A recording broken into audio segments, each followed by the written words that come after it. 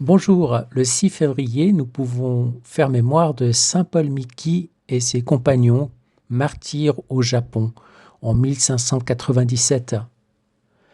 Saint Paul Miki et ses compagnons occupent une place majeure dans la mémoire de l'Église.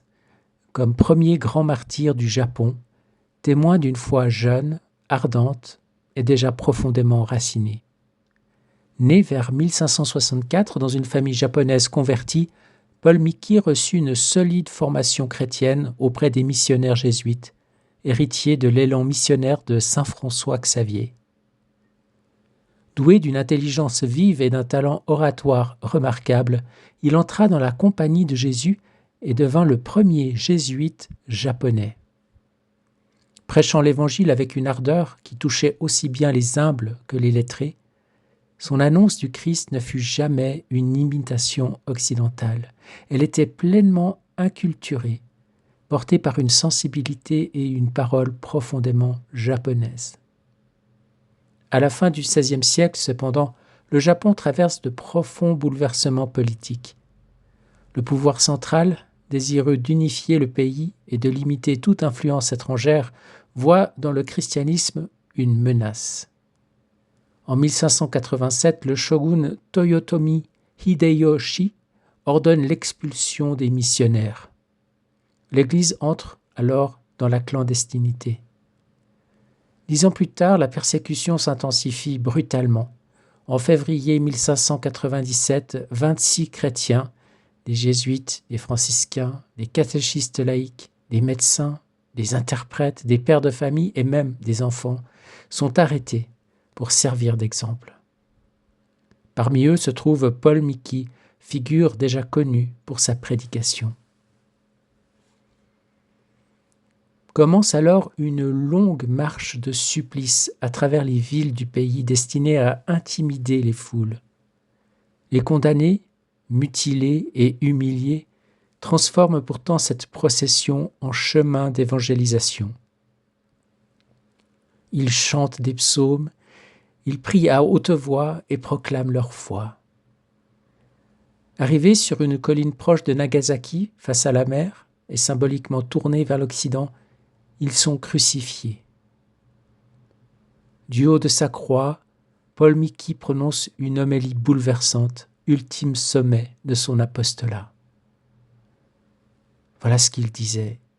« Au point où j'en suis parvenu, je pense que personne parmi vous ne croira que je veuille déguiser la vérité. Je vous déclare donc qu'il n'y a aucune voie de salut, sinon celle que suivent les chrétiens. Puisqu'elle m'enseigne à pardonner aux ennemis et à tous ceux qui m'ont fait du mal, je pardonne de grand cœur à tous les auteurs de ma mort. Et je les conjure de vouloir bien recevoir le baptême chrétien. »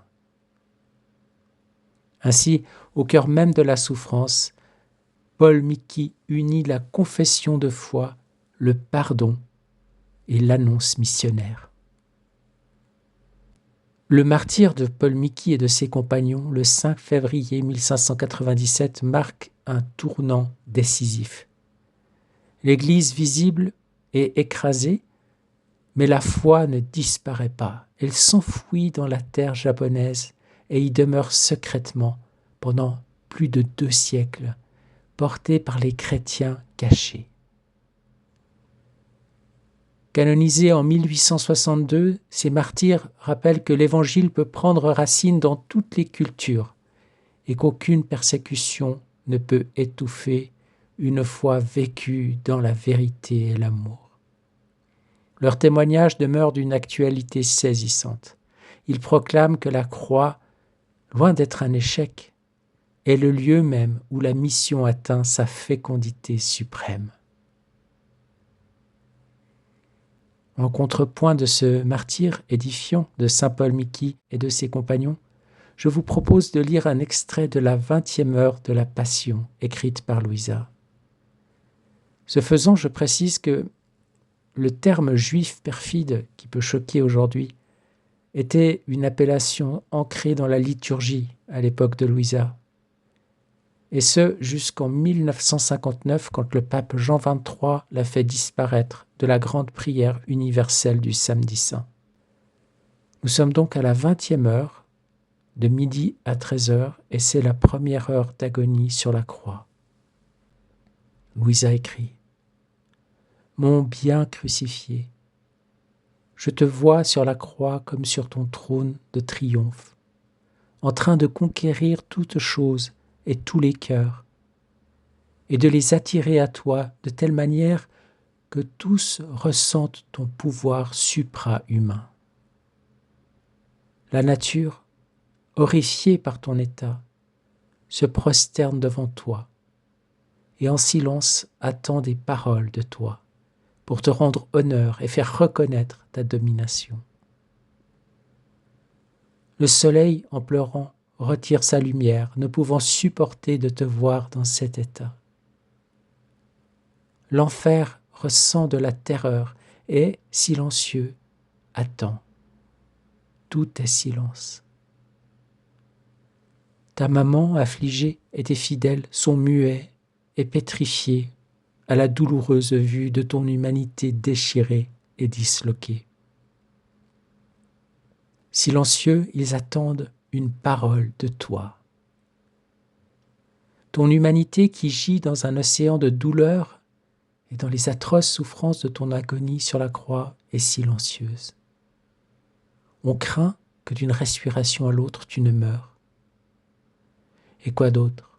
Les Juifs perfides et tes bourreaux impitoyables qui jusqu'à tout récemment t'outrageaient, se moquaient de toi, te traitaient d'imposteur et de malfaiteur. Les larrons qui te blasphémaient, tous se taisent maintenant. Le remords les envahit. S'il y a encore quelque insulte qu'ils essayent de te faire, elle meurt sur leurs lèvres. Mais pénétrant dans ton fort intérieur, je vois que ton amour déborde et te tourmente plus encore que tes autres souffrances. Tu ne peux le contenir. Contraint par cet amour, tu parles comme ce Dieu que tu es. Tu lèves tes yeux mourants vers le ciel et tu t'exclames d'une voix forte et émouvante « Père, pardonne-leur, car ils ne savent pas ce qu'ils font. » Et de nouveau, tu te renfermes dans le silence. Tu es plongé dans des souffrances inouïes. Jésus crucifié, tant d'amour, est-il possible?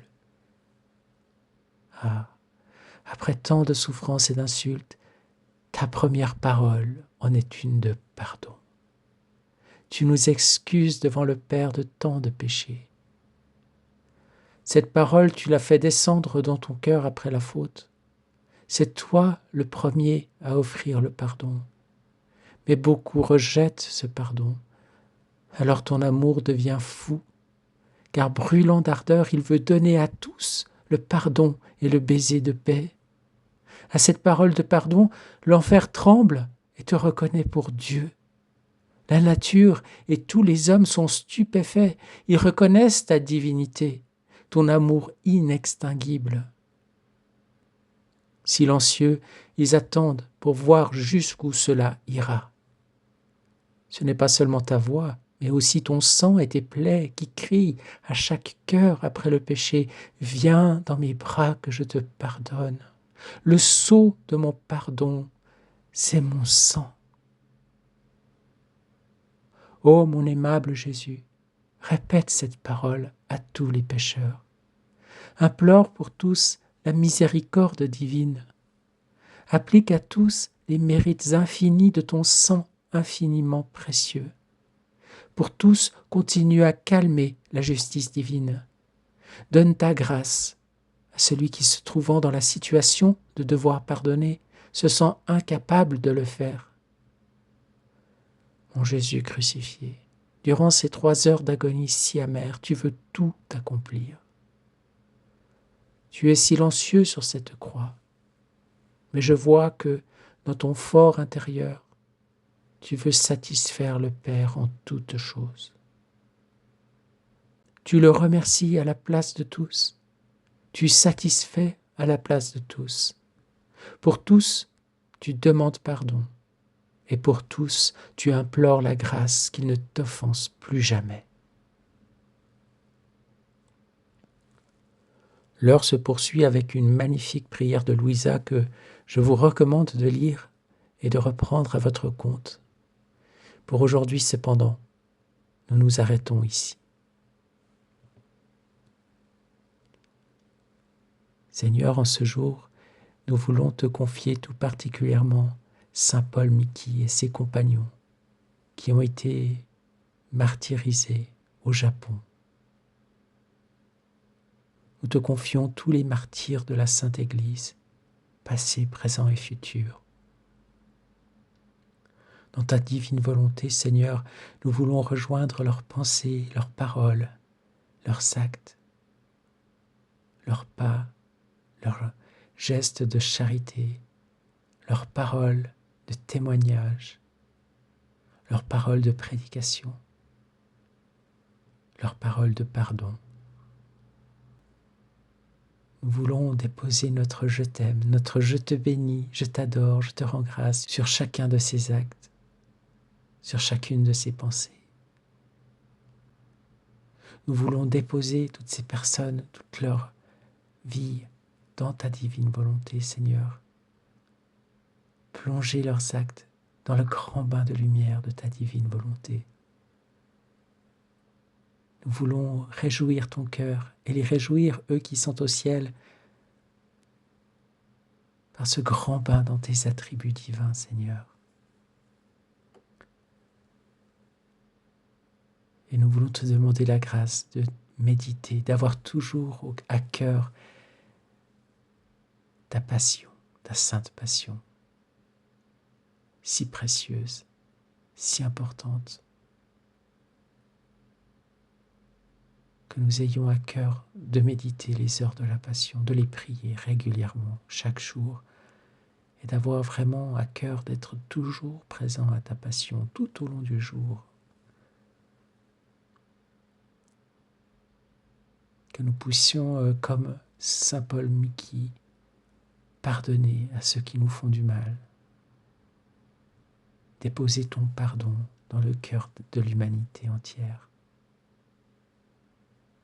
En ce jour, Seigneur, que nous soyons vraiment unis à toi dans chacun de nos actes, chacune de nos pensées, chacun de nos gestes, que nous soyons prêts à être nous-mêmes des témoins jusqu'au martyre pour ta gloire et pour le salut des âmes. Sois béni, Seigneur, à chaque instant. Un avec toi, nous te louons. Amen. Fiat. Bonne journée et à demain.